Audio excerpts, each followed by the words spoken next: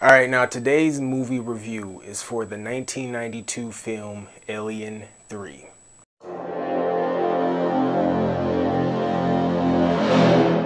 Now, a while back, I know I did a review for the first Alien, and now I'm doing a review for Alien 3. I do need to come back around. I will come back around and do a review for Aliens. I have watched it relatively recently. It's just that Alien 3 is more, it's fresher in my memory banks. But I will get to Aliens and possibly some more. I've seen the first 4 films of the general Alien franchise. I have not seen like Prometheus and Covenant and that type of stuff. But I will eventually at least see Covenant.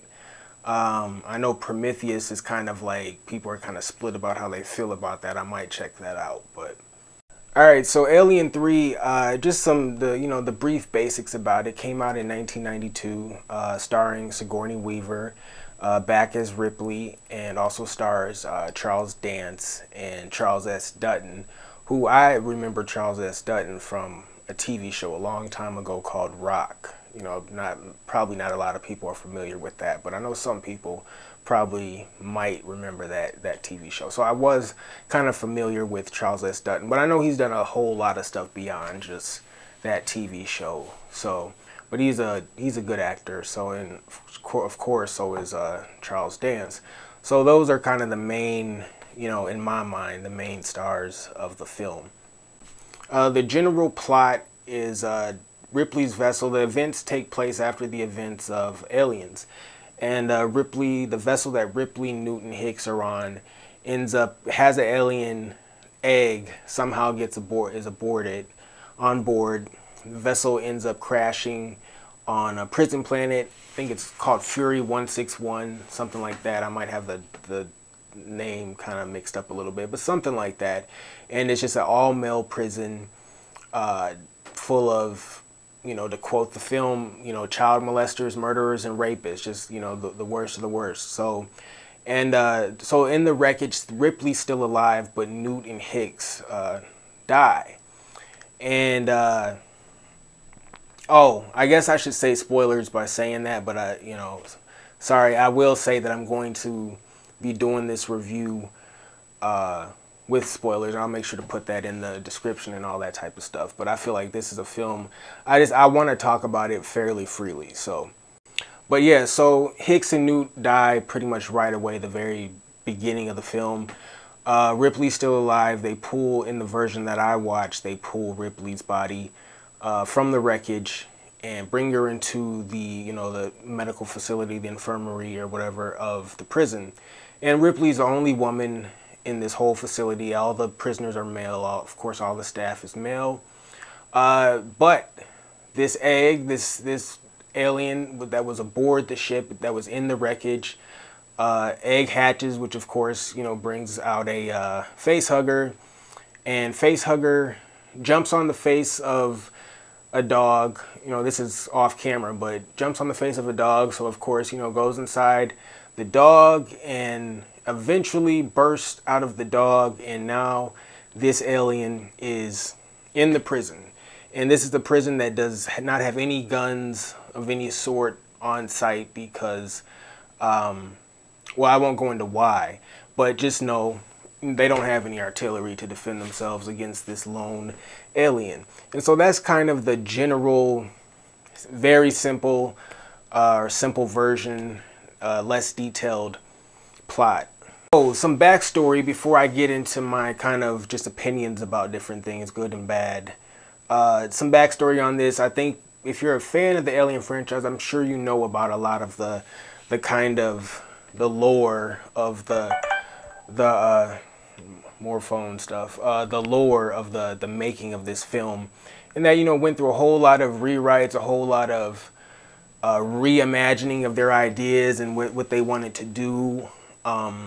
Lots of changing of who they wanted to be the director, all that type of stuff. Just the classic story of studio mishandling of a project. So the film that we ended up getting wasn't the film that really we probably should have got, and probably for sure that David Fincher wanted us to get. He's still kind of doesn't like to really associate himself with that project.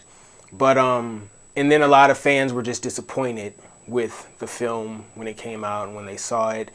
So, and I'll kind of come back around to that and talk a bit about that and whether I kind of agree with the general public's opinion of the film or not. Obviously, there's a lot of, or I shouldn't say a lot, but there's multiple different kind of cuts and edits and versions of this film. I know the version that I watched had the host for the face hugger to eventually turn into the chest burster and all that type of stuff was a dog, a Rottweiler. But I know there's a version where it's an ox, I think. And then, and I can't remember what version that is, like what they call that version, but there is a version where it's an ox. And then there's, the ending is kind of different in certain versions as far as what you see. I know in the version I saw, spoiler alert, just spoiler alert all through this video. In the version that I saw, like at the end, the chest burster actually bursts free, and then she holds it with her hands, you know, as she falls into the hot lead.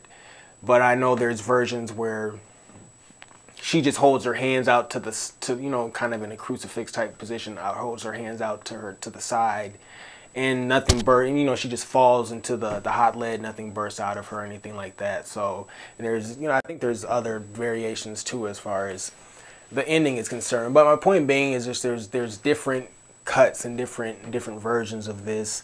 And I think there's gorier versions than the one that I saw, which I think I'll talk about a little bit. And yeah.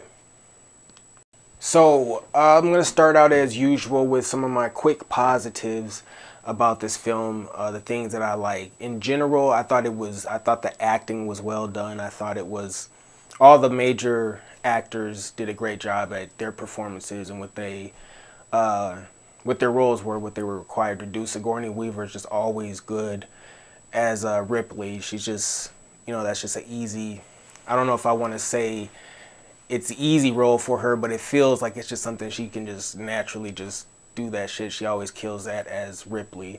So her performance was strong. Charles S. Dutton gave a really strong performance. He was a really memorable character as Dylan was his character's name. And then Charles Dance, he gave a good performance as well. I'm going to talk about something involving him, but that's going to be in the negative portion of this review, so I'll wait till I get to that. But just overall, his acting and everything, he gave a good performance. The prisoners, they served their purpose well enough. I don't know if they gave any sort of spectacular or special performance or even particularly memorable, but they didn't mess anything up. They didn't really take away from anything. What they were given to work with, what they were given to do, they did well enough. So yeah, they gave a good performance as well. To speak specifically about the alien, the xenomorph, I always liked the design of this creature, the general design and what they're going for with his look. So on the positive side, I liked what they did with this by making him making the creature be hosted within a four-legged creature, and then it takes on the characteristic of that. If it's hosted within a four-legged creature, then it's going to be a four-legged xenomorph, or it's going to move four-legged. I don't know if they call it a quadruped or what. I've been saying quadruped, and I feel like that's not the word, so I'm going to try to stop saying that. But yeah, just a four-legged creature. So I like this kind of variation on its design. And it reminded me a lot of in the first Jurassic Park, the Velociraptors, which as a kid I always loved those Velociraptors in the first Jurassic Park. But it reminded me of those sometimes when there's later on in Alien 3, there's some scenes where it's running through corridors through some corridors. Oh my goodness, I feel like I'm messing that word up. Running through some hallways, and it reminds me of a Velociraptor in some shots, but there's also some shots that are really, really bad in terms of CGI, which I'll get more to that in the negative part of this review. But yeah, so I like that kind of four-legged design for this alien. I thought it was kind of a cool idea. And just the idea that whatever the face hugger, whatever kind of creature it attaches itself to, it's going to take on those characteristics, which opens up the idea and the possibilities to so many other crazy scenarios. Like, what if it, you know, used a shark or an orca, or, you know, what would the xenomorph that comes from that, you know, scenario, what would that look like? What kind of characteristics would it have? So, you know, it made me think of some kind of crazy ideas and what could have been as far as stuff they could have done in movies and stuff like that. So I like the return to a darker kind of horror vibe. I know the first Alien was had a horror suspense theme, and then the second Alien, of course, had more of a very much action adventure vibe to it. And so this one feels like it's trying to get back to somewhat of a horror type deal. And like with David Fincher, my introduction to David Fincher was Seven. You know, that's in which Seven, I don't know if you would really classify that as a horror movie, although it has so many characteristics, you know, that you could place it in that box. I've never listed it as a horror movie, but when I think about the film, I'm like, yeah, this could very much fit in the horror box. I don't know why I don't naturally put it in the horror box, but just my point being is David Fincher, I feel like that's a director that can, you know, do that horror style, of course. And he's done other stuff. He's done Zodiac, which I've been meaning to watch. That's on my watch list. So at some point in the next couple days, I'm going to watch it. But so, you know, he can dabble in the dark, you know, the dark themes and stuff like that. And you could kind of feel that with this. It was kind of a return to trying the horror style. Now, this movie wasn't necessarily that scary, but just the whole vibe, the setting, the lighting, the mood, it felt more horror than it did, say, action adventure, the way Aliens was.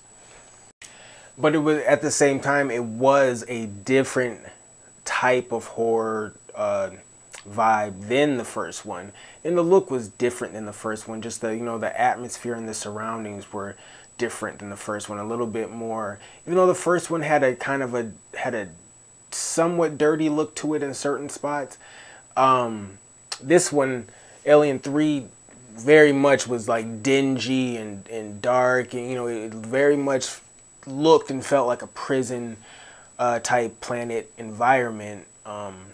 So, and just the coloring was different. The just everything was unique to this film, and I like how all three of those first initial Alien films have a different, like, the vibes really reflect the director. Even though I know David Fincher really didn't get to do completely what he wanted to do with Alien 3, when I watch it, I still can tell that he had his hands in some of that, you know, some of what made it, you know, onto the screen or whatever. It's definitely very obvious that it's kind of, he worked on it. Maybe he didn't get to do completely what his vision was, and that's, you know, that's too bad. But, you know, it felt like kind of, you know, his creation in a lot of ways. The same way Aliens very much felt like James Cameron, and Alien was definitely a Ridley Scott film. And I like that, how even though all the three films are different and reflect their directors, to me they all do still fit together. They still fit like they're a part of the same saga and a part of one woman, Ripley's journey. So I like that. And now the final positive for that I'm going to talk about for this, I'm going to say when they do use practical effects, they look really good. I prefer, when it comes to this film, I prefer the practical effects to the CGI. And just in general, practical effects just, they look better on screen when they're done right. They look better on screen. It looks like something tangible, like it's really there with the actors. It's just obvious. I've seen really great looking CGI in movies and stuff before, but at the same time, it's just like most of the time, it feels more magical. That might sound cheesy, but just that's what it is. It feels more magical with the practical effects, and with the alien creature, with the xenomorph, the practical effects are really what make it work when they use them. So when they do use them, there's some good practical effects here, but there's a lot of bad CGI as well, which I'm going to get into. But before I go into the negative, some of the negative things about this film, I'm got to talk about something that I consider neutral, a neutral zone, because it's something that you can look at it as a good thing, depending on how what your viewpoint is, or you could look at it as a bad thing. And what I'm talking about is the ending of this movie. The ending, I think it's a good ending, but I think it's a good ending because I look at the first 3 Alien films as their own. That's the trilogy, and then that's where it ends. And I know that movie was put out with the intent, at least by Sigourney Weaver, because she wanted that to be the end. That's why they had it set up so that Ripley would die. She wanted that to be the end for that character's journey, and I feel like, looking at it from that perspective and going into it with that mindset, I felt like that was a good fitting ending for her. Like, I felt that was, to me, I thought that was a good ending for that series, if that's where it was going to end. So I treat it like that's the way it was supposed to end. But I feel like the fact that, so that could be a positive, that could be a good ending. But then if you look at it from the perspective, okay, then Resurrection came, which kind of completely messes up what just happened with Alien 3 in terms of the ending. And yeah, they try to say it's like a clone and all that type, but it's still, you know what it is when they do that. When it's like, okay, you're just trying to find an excuse and a way to, quick, cheap, easy way to brush over this and make it so you can bring Ripley back, quote unquote Ripley back. But so that kind of lessens the impact of Alien 3, if you think about it that way.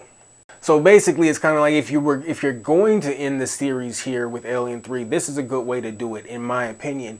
But since they didn't end it that way, that makes it kind of a bittersweet, So I put the ending in the neutral category as far as, on the positive, negative end of the scale. It's in the neutral category. It just depends on how you look at it, in my opinion. All right, I'm going to try to speed it up, but I'm going to get into the negatives here. I'm going to just quickly go through it. And there's one major negative that might be a big reason for a lot of the other negatives, and that's studio tampering. I mean, if you're into this series and have been following the Alien series, the Alien franchise, then you're well aware of the stories about what was going on behind the scenes in terms of studio meddling and changing ideas, not allowing certain ideas to get in, rewrites, rehirings, all that type of stuff. And I think that might have ultimately what led to some of the issues in this film. And yeah, so I'm gonna go into some more. And one of these that might fall under studio tampering and just studio mishandling is there's some horrible CGI in some very pivotal points of this film, and so at some points it's so bad that it actually takes you out of the movie. At least me personally, I saw a few shots that, like, I couldn't believe that got past everybody. Like, they just let that movie get released. It was just kind of crazy. There were some shots, and it was a part where if they had really good, like, special effects, like, just say, and maybe it's wishful thinking, but you remember what I said about the 4-legged xenomorph reminding me of a velociraptor sometimes.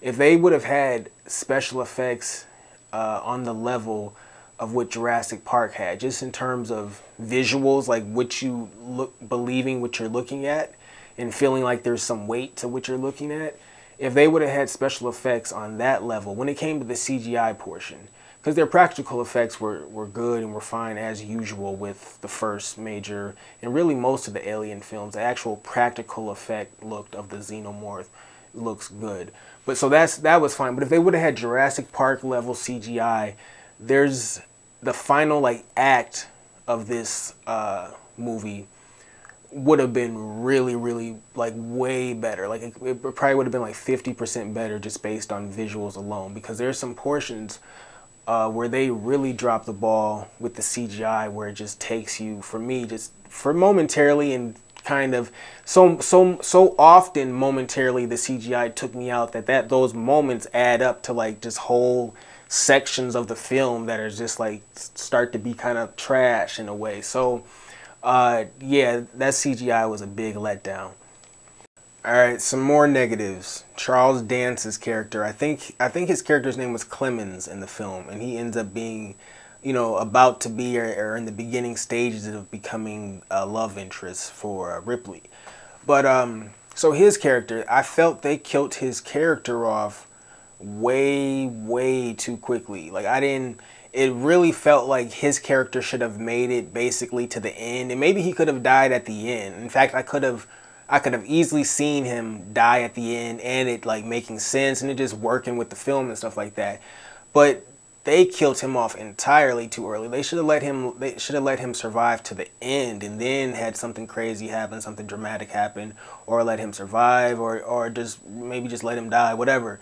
But he should have lasted longer, because that character, I felt, could have served some more purpose, could have did some more things, could have added some more elements to the scenarios and just all of that type of stuff. So it just felt like a really premature death. I actually liked his death scene, and his death scene leads up to basically the most iconic image from this movie, with her, you know, up against the wall with, you know, the alien right in her face, and then he dips off up the vent shaft or whatever. But also, well, I won't go into that, but just, yeah, so they killed him off way too early. So that was just a negative for me. They kind of just wasted a good. They had this movie, for all the kind of shit it's gotten, it has some good points to it, and that was a good point. Charles Dance, and they kind of didn't utilize him completely. They kind of wasted him in a way, which was just a shame, actually. Now, I'm going to touch on something that I have in the negative category, but I kind of just have it in a negative category because it's something that I noticed like a lot of fans of the franchise viewed this as a negative and had an issue with this, and that was Newt and Hicks dying so early in the film, like dying basically at the very beginning of the film and not being in this movie at all.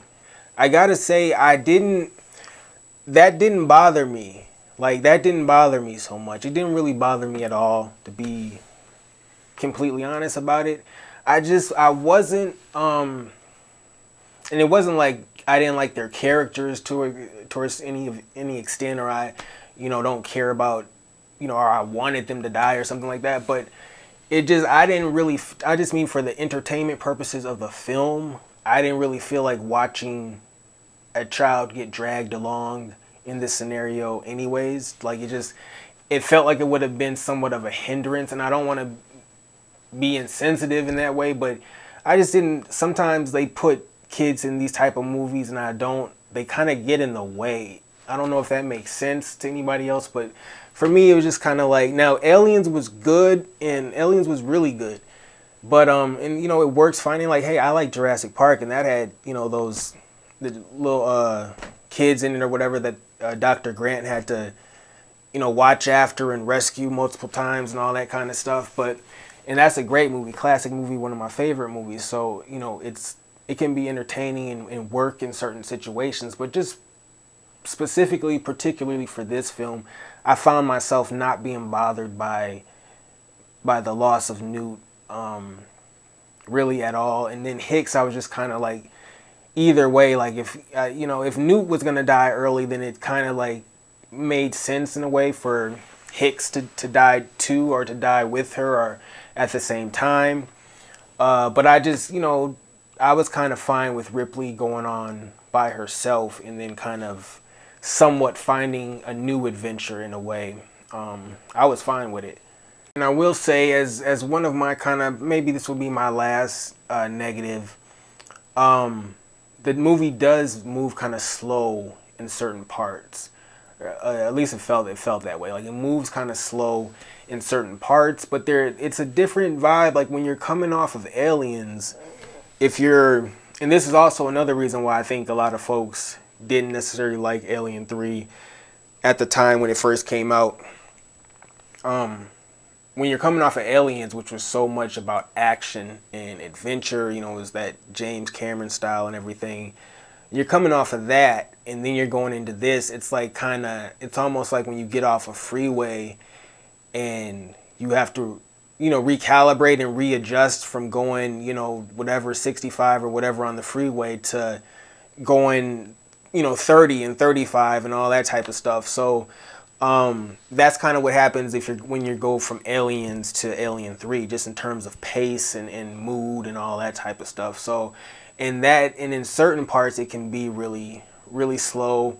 I will say, I guess I got a little bit more than that as far as that wasn't going to be my last negative. Some more kind of negative, I will say there weren't really any memorable, as dark as it sounds, there weren't really any memorable kills in this as far as, you know, anything that really stood out. Charles Dance, his character Clemens, his death was, even though it was premature, way too early, it was visually, I liked it. It was visceral. It was very quick and visceral, but I could also see how frightening that would have been, you know, to be in that room when it happened and all that type of stuff. So that was the only one that maybe kind of stood out as being anything special or whatever. But even that, you know, compared to some of the other things that have happened in film and the Alien films in particularly, it wasn't, you know, too crazy. And so that was kind of, I got to put that in the negative bin, the fact that there wasn't really anything too memorable in terms of just the violence, at least in the cut that I saw. There might be some other edits where there is some crazy stuff going on.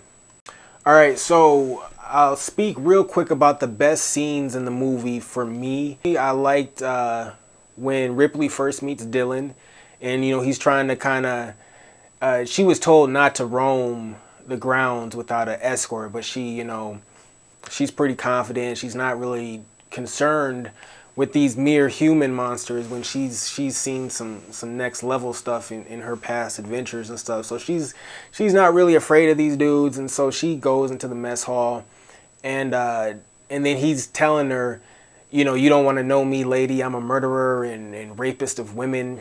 And then she says, oh, well, I must make you nervous or whatever. And then she sits down, and then they start, you know, chatting a little bit about the brothers and all that type of shit, and the spirituality of the prison and those type of things and just whatever. So I like that scene, that kind of interchange and just all of that. I like that.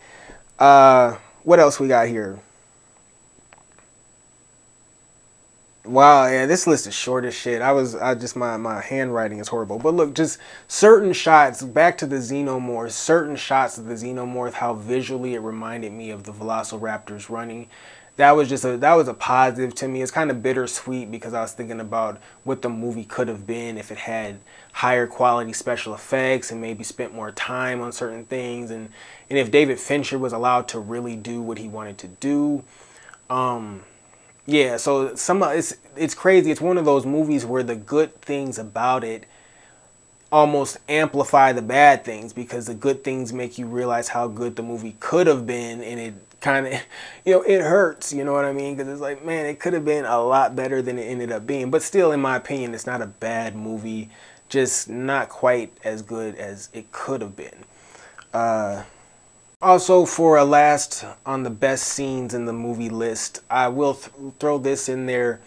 When Ripley hooks Bishop's torn and battered upper torso back up, and so she can talk to him, that was kind of a cool moment, interesting moment, somewhat slightly visually disturbing, kind of gory moment, but not gory because it's a robot or it's an android or whatever, but still gory because he has all that, whatever that white, you know, whatever this liquid that makes him, that helps his system stay lubed and working or whatever this shit. I don't know. I don't know if they've ever talked about the substance that is in those bots. Because I remember when Ash or whatever in the first Alien, when he got all messed up and, his noodles and all the just guts and gunk that they had in him. It was clear they must have used like canned soup or something, canned noodle soup or something for his guts or whatever. But I just remember when that happened, how crazy that looked to me. Like, man, that's not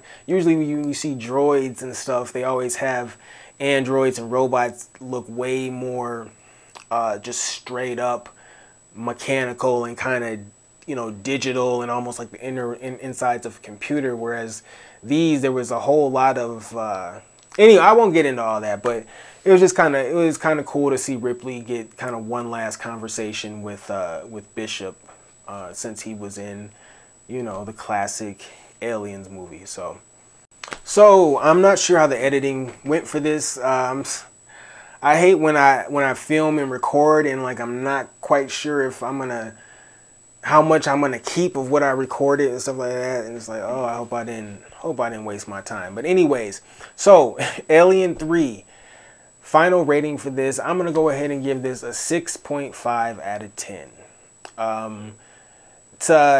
I feel like it's a good enough movie. It's a goodish movie. I feel like it's a fitting movie to end the franchise if it would have ended the franchise. Could have been a lot better, which is why it can be such a disappointment and it can be so disappointing, but I still don't feel like it's a bad film.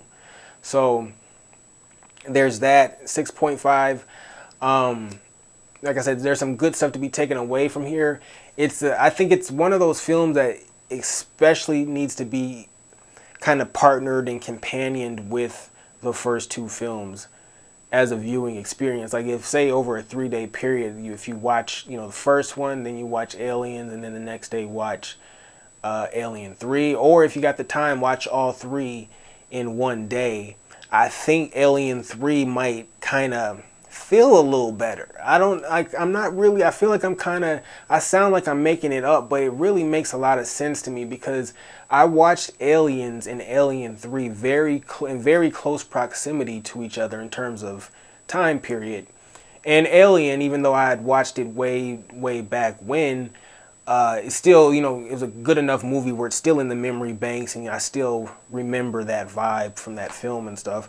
So I watched Aliens and Alien 3 in such close proximity to each other that there was like a connection. It was almost like watching a series, well, obviously a series, but almost like watching a TV series in a way, and like, okay, this is just the next kind of episode in a way.